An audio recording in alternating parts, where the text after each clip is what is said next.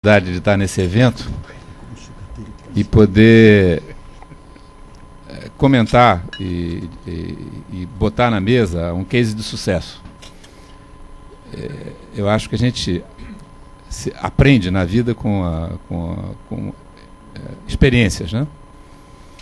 E esse caso, né, dos grandes investimentos do México no Brasil, ele é consequência de uma estratégia de sucesso que o país teve nos últimos anos. E sucesso esse que eu vejo pouco comemorado, até por quem o liderou e o fez acontecer. E pouco até reconhecido pela sociedade. Parece que as coisas boas que são feitas, a sociedade absorve muito rapidamente e já passa com aquilo como se nada tivesse sido feito, né? Um pouco, talvez, da cultura brasileira de só falar das coisas ruins, né? Não falar das coisas boas. Mas, de fato, eu vou mostrar alguns números aqui que são impressionantes e que foram feitos nesse ambiente gerencial do nosso país. Como iniciou isso? Né? Dentro de uma visão de Estado, uma liderança, né, do governo, nesse caso, o nosso presidente Fernando Henrique estava aqui, que entendeu que na reformulação da infraestrutura do país, o governo não tinha capital. Como é que você evolui, né, em infraestrutura sem capital? Como é que se investe, né? O investimento ou vem do governo ou vem da iniciativa privada.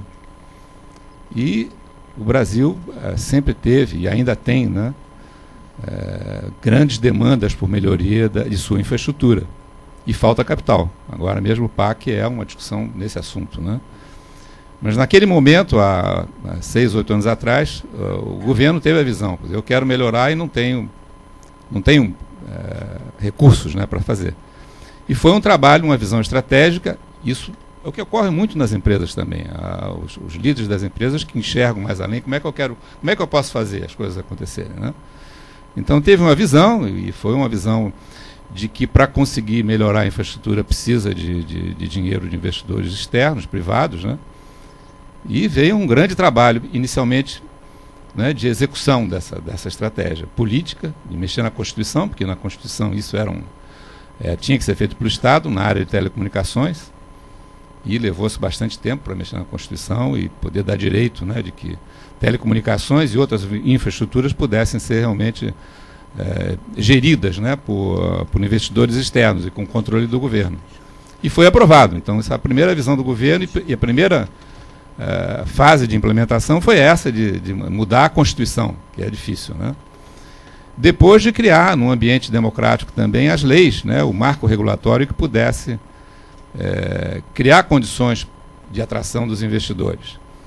E aí também houve uma fase, não só de desenho de projeto, né, muito bem executada, eu acho que por dessas pessoas que têm uma visão empresarial e visão política, né, que foi o Sérgio Mota, que conseguiu, né, fazer a fase seguinte, que foi a fase de tornar, né, disponível para os investidores um novo marco regulatório.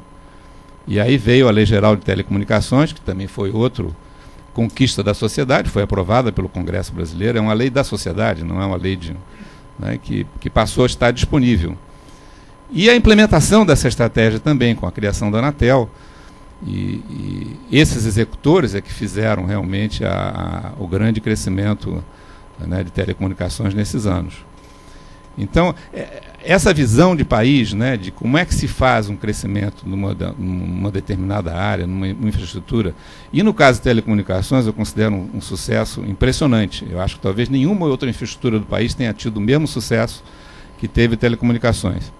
Talvez pela liderança do Sérgio Mota, pela liderança da criação da lei geral e pela liderança da execução também. Como é que foi o modelo de privatização? Como é que se criaram, né, os diversos blocos de empresas no país, de tal forma que pudesse alimentar uma competição, que pudesse atrair mais capitais, né?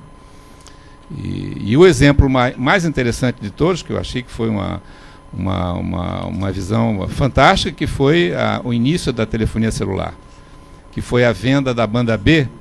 A lei geral não estava pronta ainda e a banda B foi vendida, era vender apenas o ar, né, o direito de poder operar celular no Brasil. E só nessa área de celular foram investidos na venda do ar, na venda das frequências, né, mais de 7 bilhões de dólares foram vendidos aí. O governo conseguiu arrecadar 7 bilhões de dólares aí. Tal o interesse que havia, né, dos investidores no mercado brasileiro. O Brasil tem um mercado imenso, um mercado interno imenso, né, para qualquer tipo de atividade. E telecomunicações, pela demanda que nós tínhamos interna, né, o atraso que nós tínhamos, o mundo inteiro olhou para o Brasil como uma grande oportunidade de investir e basicamente baseado em um marco regulatório, né? E aí veio um plano de outorgas também muito bem desenhado, plano de outorgas com metas de universalização, né, que visavam também não só o retorno do investimento dos investidores, mas também atender a sociedade, chegar em telecomunicações em áreas que economicamente não seriam viáveis. Então fez parte dos contratos de concessão, da venda das empresas, compromissos em chegar com comunicação nos lugares mais distintos. Quer dizer, essa parte, né, da visão do Estado, da visão da sociedade, e de fazer isso bem feito, esse é um exemplo que tem que ser olhado e que tem que ser discutido. É um case. A gente estuda muito na área de empresas, né? E repetido. Estados de cases, né? A gente vai na Harvard lá e é só a empresa que deu sucesso, por que deu, por que não deu. Esse, para mim, é um caso de sucesso, né, em um país em desenvolvimento que conseguiu recursos, né, para criar uma infraestrutura nova. Infraestrutura essa que é hoje atualizada, globalmente integrada, moderna, né? Nós não ficamos atrás, pelo contrário, em algumas situações de telefonia celular hoje, aqueles que viajam, nós hoje temos uma qualidade de telefonia celular melhor do que tem nos Estados Unidos, acho que é só ver, eu acho que todos aqui que viajam, né? Então isso mais ou menos, que só para pavimentar, para daí chegar, né, a gente fala em crescimento, né, como é que se cresce? Se cresce com investimento. O mercado existe e falta gente para executar, né? Quem é que tem que executar isso aí? Então, isso não é diferente de uma empresa. Como é que uma empresa tem sucesso, né? Primeiro tem que ter mercado, depois tem que ter o capital, depois tem que ter gente para executar. É o tripé de qualquer coisa de sucesso. O governo não é diferente, o país não é diferente, né? Você tem que ter mercado, que o Brasil tem, né? Você tem que ter capital, e aí tem que ser a discussão do capital. Que capital? Eu tenho capital? Se eu não tenho, onde é que eu vou buscar esse capital? As empresas pegam emprestado, quando não tem caixa disponível, vão nos bancos e pegam emprestado. O país, em infraestrutura de serviços públicos, tem que ter uma discussão sobre esse sentido, que eu não vejo ainda. Quer dizer, apesar desse sucesso todo, eu não sinto na sociedade, nem mesmo, né, daqueles que suportaram o presidente Fernando Henrique, uma certeza de que esse é um caminho de usar o dinheiro do investidor privado para crescer, né? Sempre tem essa discussão da estatização, principalmente na área de serviços, ainda não está bem, né, bem comprada pela sociedade, não está bem comprada. Isso é a minha constatação, até porque esse caso de sucesso não é muito falado, que parece que tem um pouco de vergonha de falar que isso foi feito por capital privado. E existem correntes que acham que isso aqui deveria ter sido diferente, mesmo sem saber como poderia ter isso sido resolvido, né? Então eu queria só apresentar uns números do que foi isso aqui. Eu tenho a primeira coisa dos investimentos, quer dizer, de 98 até agora foram investidos no país cerca de 172 bilhões de reais em telecomunicações. Nunca o governo teria condições de fazer esse investimento, a não ser com capital privado. Dá uma média de quase 19 bilhões por ano. Quer dizer, o Torredor estava comentando sobre a questão de investimento. Aqui foi dada uma solução. Quer dizer, um investimento, uma solução de governo, né? Vamos fazer isso com capital privado. E vamos fazer isso bem, né? Mesmo ano passado foram investidos quase 13 bilhões de reais. Quer dizer, é uma infraestrutura que continua crescendo, porque é capital intensivo, tem uma evolução da tecnologia muito grande, né? As redes estão todas sendo digitalizadas, né? Na área de celular já se fala em trocar de tecnologia também. Então, tem muito o que fazer ainda aí. E foi aí que apareceu a oportunidade do investimento mexicano. Quer dizer, o grupo mexicano do engenheiro Carlos Slim, a Telmex, tinha caixa, né, excedente lá, e por uma decisão de estratégia de crescimento, o mercado mexicano já estava praticamente em processo de atendimento, ele tinha condições de crescer. E resolveu crescer na América Latina. Então, enxergou no Brasil, com esse marco regulatório, até pelo conhecimento, né, da cultura latino-americana, como é que as coisas funcionam, da semelhança entre México e Brasil no trato dos assuntos públicos e tudo, ele chegou aqui uma oportunidade de investir. E começou investindo em telefonia celular. Quer dizer, aí também entra a visão, de novo, né, de uma pessoa que tem uma liderança, que tem, da mesma forma que o presidente Fernando Henrique teve nessa questão da visão da privatização, eu vejo no engenheiro Carlos Slim a visão do futuro. Quer dizer, ele enxergou em telefonia móvel, antes de qualquer um, aonde ia haver o crescimento, né? E aqui no Brasil ele começou com um pequeno investimento na TL, que eu era o presidente da TL naquela ocasião, nós nos conhecemos aí, e foi por ali que ele começou a entender que o Brasil tinha uma oportunidade grande, em telefonia móvel. E ele investiu em telefonia móvel na América Latina inteira. Hoje a América Móvel é uma empresa maior que a Petrobras em valor de mercado. Vale mais de 120 bilhões de dólares em valor de mercado. Tem mais de 160 milhões de assinantes. Aqui no Brasil eles têm 25 milhões, que é claro, né?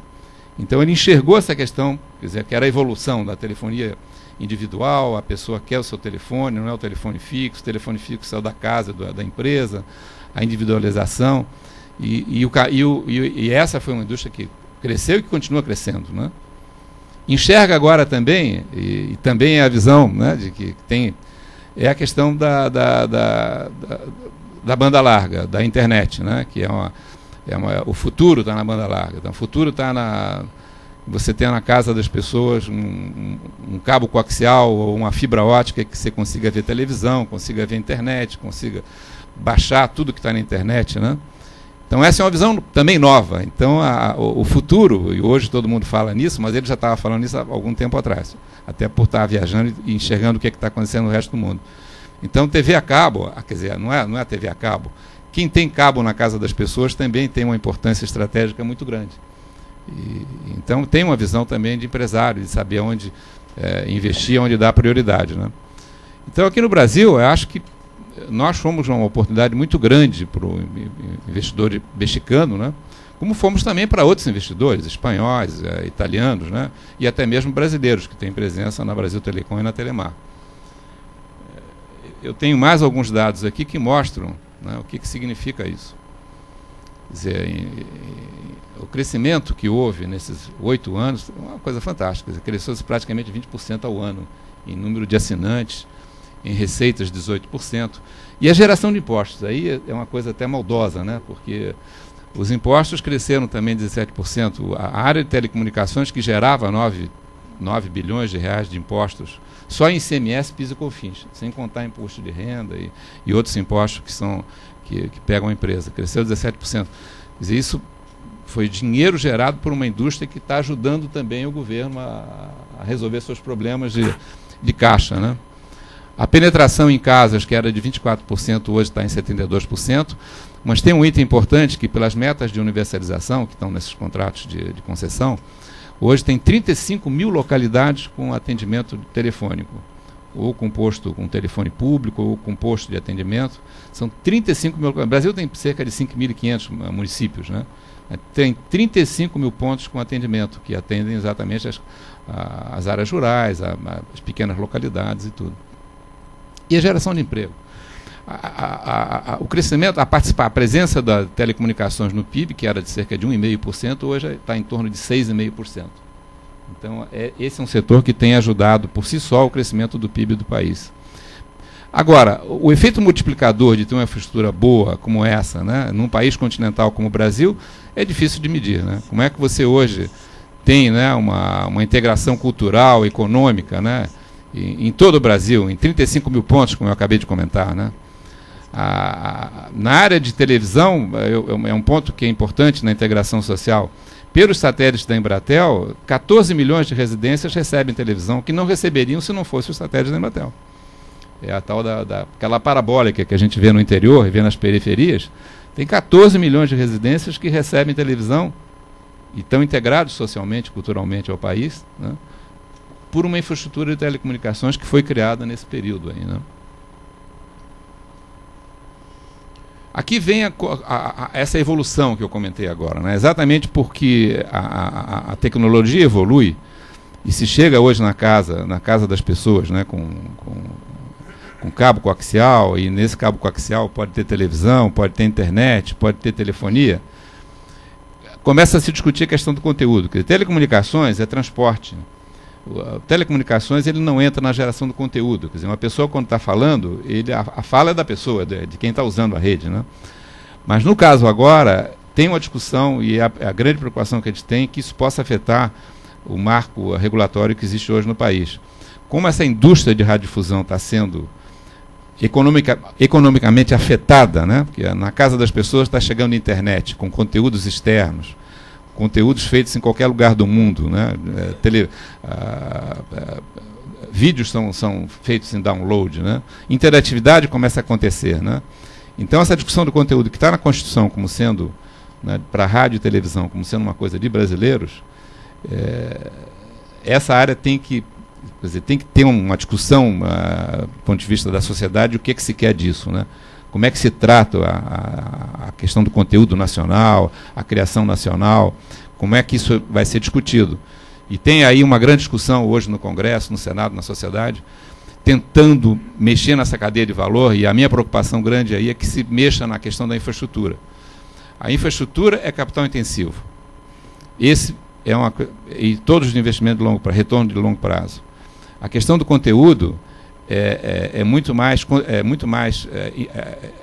o intelectual, né? É a criação, é a geração, que significa menos capital e mais discussão de quem deve criar, né? Quem deve criar um filme, quem deve criar um programa de televisão, uma novela, né? O que vai estar na televisão, na internet, o que não vai estar. E essa discussão é uma discussão que preocupa do questão do marco regulatório. E um medo que a gente possa ter é que possa se atrapalhar o que já foi conquistado, né? Como é que se evolui nessa discussão do conteúdo nacional sem se mexer realmente no que já foi alcançado, né? Quer dizer, um resumo que eu diria é isso aqui: eu acho que é um setor capitalizado. E ele está sendo feito todo, construído, desenvolvido com capital de investidores externos, que acreditam no país e que acreditam nesse marco regulatório que hoje existe, né? E essa infraestrutura eu acho que todos aqui que são investidores estrangeiros, nós estamos muito bem mundialmente, muito bem integrados, né? Nós temos uma lei geral muito boa, nós temos uma agência que tem dificuldades, porque a gestão pública é sempre complexa, né? Tem essa tendência da influência política e tal. Ela foi criada para não ter influência política. E nesse governo tentou-se ter influência política, mas acho que a sociedade reagiu e, de certa forma, está hoje voltando um pouco ao que era antes. Nós estamos vendo a troca de alguns conselheiros que seguem numa linha mais de prestigiar a política, né? E temos o CAD, né, que é um instrumento importante da competição e que protege exatamente o setor, né, que está também em fase de fortalecimento, mas é uma ferramenta da sociedade, né? Interessante também que o setor, né, que hoje fatura lá 120, 130 bilhões de reais, pela legislação ela está gerando recursos para a universalização. Quer dizer, o Funtel, que é um fundo que foi criado para desenvolvimento tecnológico, né, 0,5% das receitas do setor. E o FUST, que é outro para universalização, 1%. Isso aí, mais o Fistel, que é para fiscalização, estão dando cerca de 4 bilhões de reais por ano. É dinheiro que está sendo gerado pela sociedade, entregue ao governo para retornar em políticas públicas. Acontece que todo esse dinheiro hoje está indo para o Caixa do Tesouro, né, para pagar a dívida, e não está voltando para a sociedade. Mas o setor está realmente está gerando esses recursos, né? Em suma, eu só queria terminar isso. Eu acho que nesse case, que é um case de sucesso, em que eu acho que a sociedade deveria, né, reconhecer e comemorar, né, e eu não vejo, né, nem os políticos e nem até mesmo os empresários, eu não sinto esse orgulho de ter feito parte desse trabalho, né? Ele é um case de exemplo que acho que serve, né, tanto para o Brasil como o México, como é que a gente pode atrair investidores estrangeiros, né, sem necessariamente ter que passar pelas negociações bilaterais de comércio, etc, etc. Onde existe oportunidade de negócio, né, e que existe um marco regulatório bom, o investidor vai lá, sabe? Ele vai. Vamos dizer, esse investidor tem que ser bem tratado pelo país, né?